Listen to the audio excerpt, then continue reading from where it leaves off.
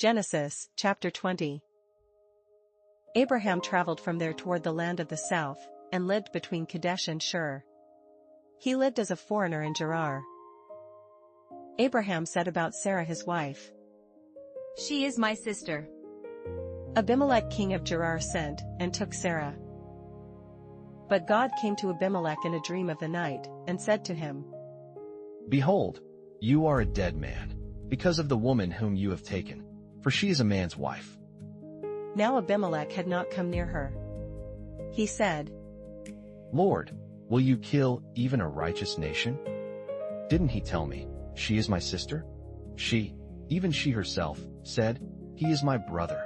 In the integrity of my heart and the innocence of my hands I have done this." God said to him in the dream, "Yes, I know that in the integrity of your heart you have done this, and I also withheld you from sinning against me. Therefore I didn't allow you to touch her.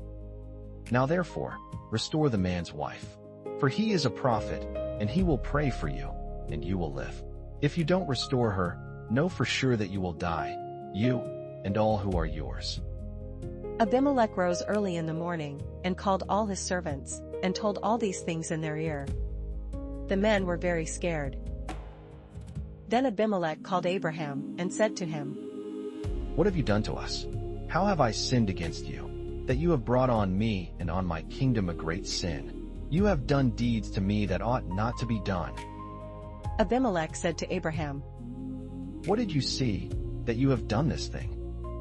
Abraham said, "Because I thought, surely the fear of God is not in this place. They will kill me for my wife's sake. Besides, she is indeed my sister, the daughter of my father, but not the daughter of my mother, and she became my wife. When God caused me to wander from my father's house, I said to her, 'This is your kindness which you shall show to me. Everywhere that we go, say of me, He is my brother.'" Abimelech took sheep and cattle, male servants and female servants, and gave them to Abraham, and restored Sarah, his wife, to him. Abimelech said, "Behold, my land is before you. Dwell where it pleases you." To Sarah he said, "Behold, I have given your brother 1,000 pieces of silver. Behold, it is for you a covering of the eyes to all that are with you.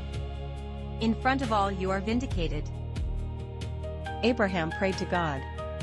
God healed Abimelech, and his wife, and his female servants, and they bore children.